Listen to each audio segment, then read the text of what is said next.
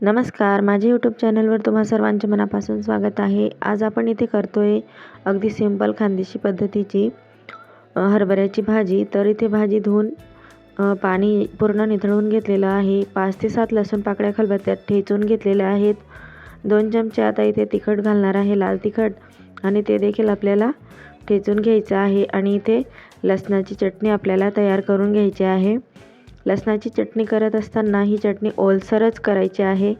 तर तुम्ही बघत आहात, मी तुम्हाला काढून दाखवते आहे की चटणी कशी झालेली आहे। तर या पद्धतीने ओलसर आपल्याला मस्त जास्त लसूण घालून चटणी करायची आहे।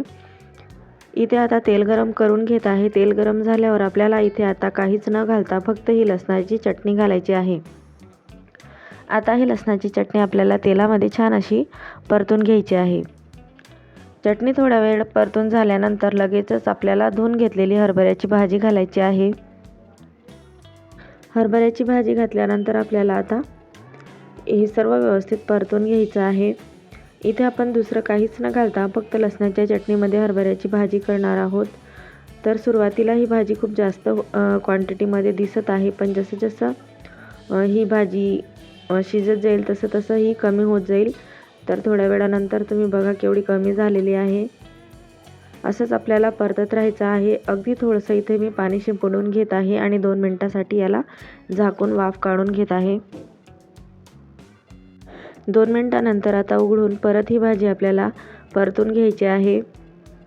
याच पद्धतीने आपल्याला ही भाजी अशी परतत राहायची आहे। एक पडी परत इथे मी तेल घातलेलं आहे आणि परत आपल्याला इथे ही भाजी अशी मिक्स करायची आहे।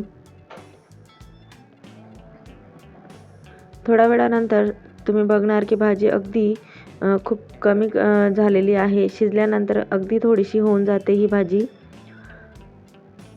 तर आता या स्टेजवर आपल्याला भाजी कम्प्लीटली ही आपली झालेली आहे। आणि इथे आता मीठ घालायचं आहे। तर या भाजीला नैसर्गिकरित्या खार असतो, थोडीशी खरचट असते, म्हणून मी कमी मीठ घालत आहे। अर्धा चमचापेक्षाही कमी हे मीठ आहे। तर इथे आपण आता मीठ घालून व्यवस्थित हे मीठ देखील भाजीत मिक्स करून घ्यायचं आहे आपल्याला।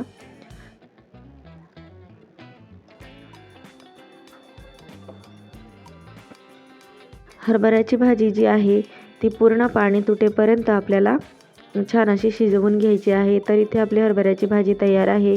हरभऱ्याची भाजीची रेसिपी आवडली असेल तर लाईक, शेअर, सबस्क्राईब करा, बेल आयकॉन क्लिक करा, जेणेकरून नवनवीन व्हिडिओचे नोटिफिकेशन्स तुम्हाला येतील। धन्यवाद।